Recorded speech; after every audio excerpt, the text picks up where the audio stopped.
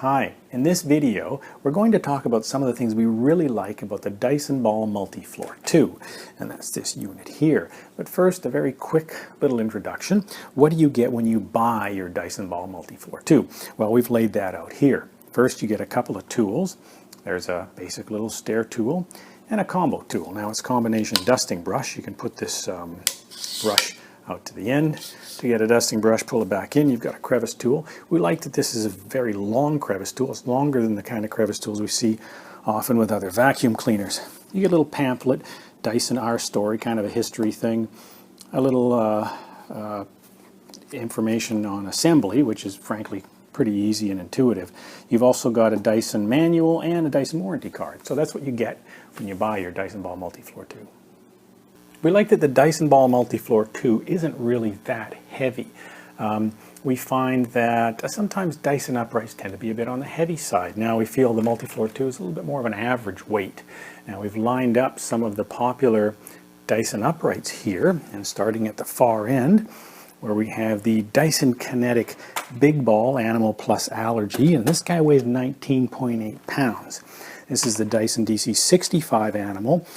This is 17.6 pounds, which is actually the same here as the popular Dyson Ball Animal 2, 17.6 pounds. But moving over here to the Dyson Ball Multifloor 2, we're now talking about 15.6 pounds. So it's quite a bit lighter. It's actually the same weight as the popular Shark NV752. So both of these units here are 15.6 pounds. So now let's talk suction. We find that the Dyson Ball Multifloor 2 here, while not as powerful as the Dyson Ball Animal 2, it still packs a real punch. Again, we've got the vacuums lined up. Let's walk over here to the Dyson Kinetic Big Ball Animal Plus Allergy. We're talking 180 air watts of suction. Dyson DC65 Animal, 245 air watts of suction. Now the Dyson Ball Multifloor 2, again 245 air watts of suction.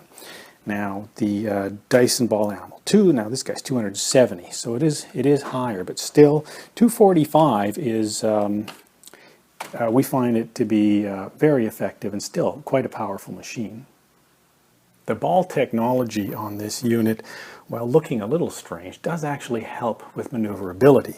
That's this piece here. A lot of the heavy components of the vacuum are housed inside here, and it really helps the vacuum maneuver.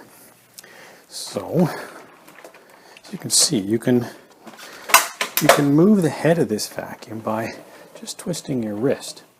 See how that redirects the head of the vacuum, and that's really easy. It all moves very simply, slides well on carpet, slides very well on bare floors. All in all, we find the vacuum to be quite maneuverable.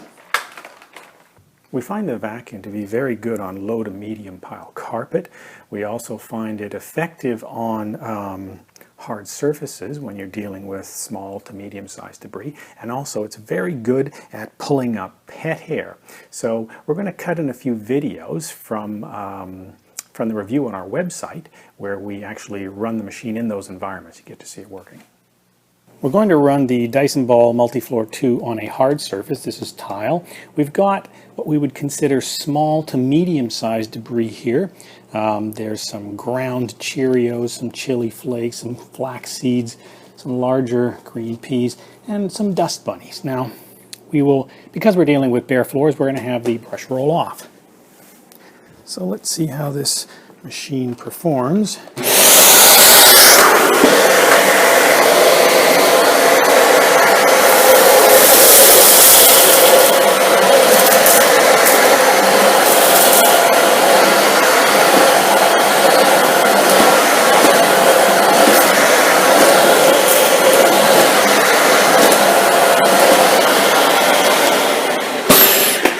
Okay. All in all, pretty good. It's pulled up everything. Some of those larger green peas took a little bit of going over, but it does a good job, and that's due, of course, mainly to the fact that the machine has a lot of suction.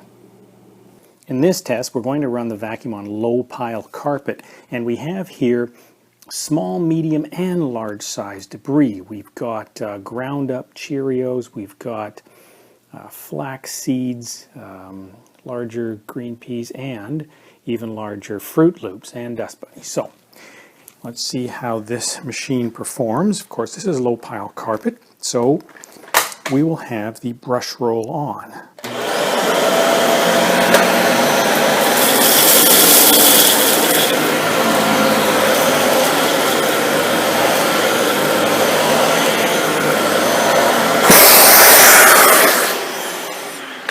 Okay, so as you can see, it picks up virtually everything. Doesn't have an issue with the larger debris here.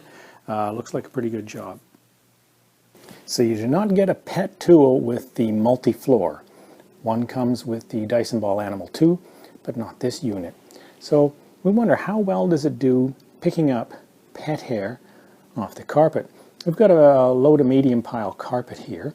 We've got long white dog hair, which we've ground in to the best of our ability. We've jumped up and down on it and, you know, ground it in with our feet. So let's see how the multi-floor does. Of course, it will have the brush roll on.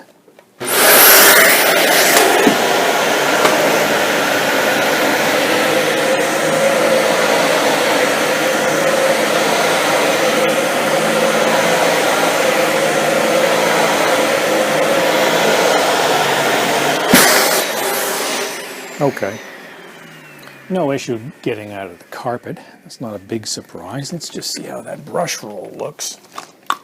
It's pretty clogged up, I guess. Not too bad. I mean, we've seen this so many times. Most machines will get a lot of hair tangled up in the brush roll and you have to clean it out. It's always nice, of course, if the bulk of this ends up in the dust canister, but not always the case. Now we're doing an edge cleaning test. We've taken dried chili flakes, put them on the carpet, quite a few of them right up against the baseboards here. We'll have the Dyson Ball Multi-Floor 2 on with the brush roll on. Let's see how it works.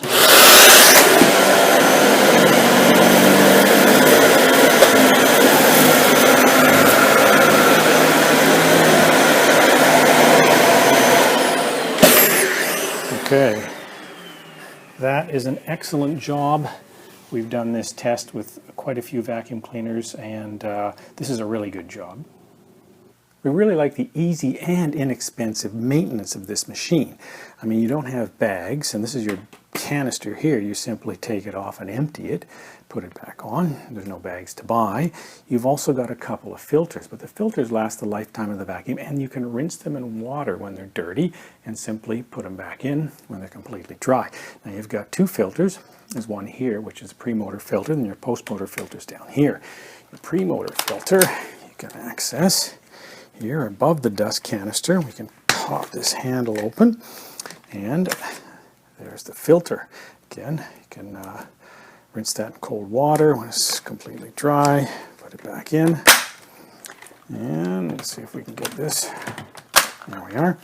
Now, the post-motor filter, which is also the HEPA filter, is here. Let's see if, hopefully you can see that.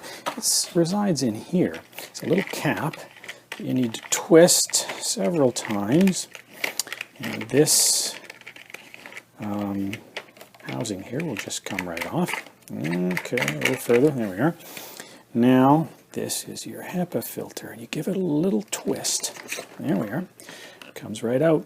Again, this can actually be rinsed in water, and when it's dry, put back in a machine. And you just pop it back in, give it a twist again, and then put this cap back on. Just spin this guy around until it's, I guess, fairly tight. Doesn't have to be completely tight. You want this to move without too much friction. There you go. There you have it. Both filters, easily accessible, rinsable in water, not a lot of cost to the maintenance. We like that the vacuum has a very high level of filtration.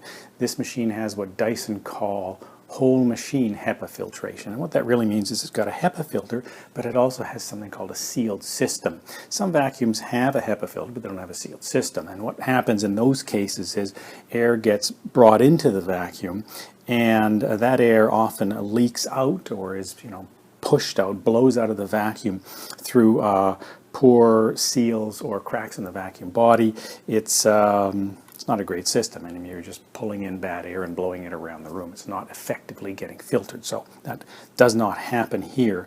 You want a HEPA filter in your vacuum because that gets rid of things like pet dander, pollen, dust mites, mold spores, tobacco smoke, all those kinds of things. It's a great thing to have if you have people in the family or yourself who suffer from asthma or allergies. If you're cleaning large areas, the width of the cleaner head on the Multifloor 2 is an asset. It's 13.4 inches wide, and the channel that the brush bar is in is 12.75 inches. That's a fairly wide cleaning path.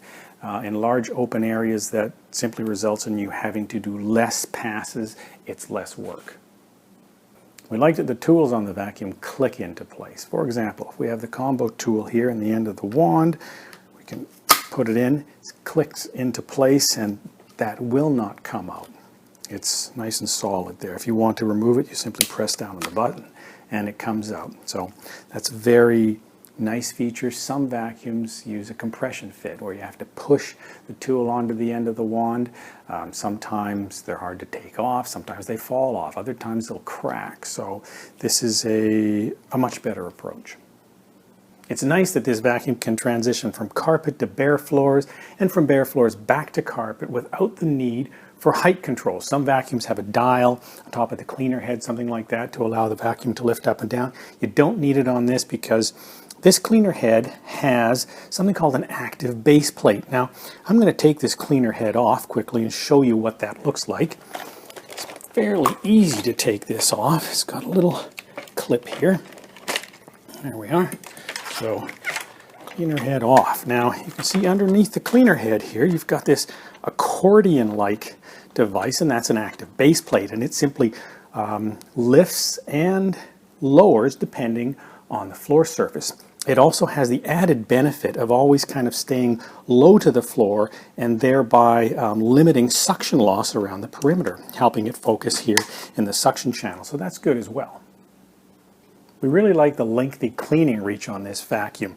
You've got a 31-foot power cord and you have a long flexible hose attached to a fairly long wand. Now we're going to pull the wand out here. You can see as we move this out, the hose expands and continues to expand and expand. Now we've got a tape measure down here. We can run this thing all the way out to about 12.5 feet.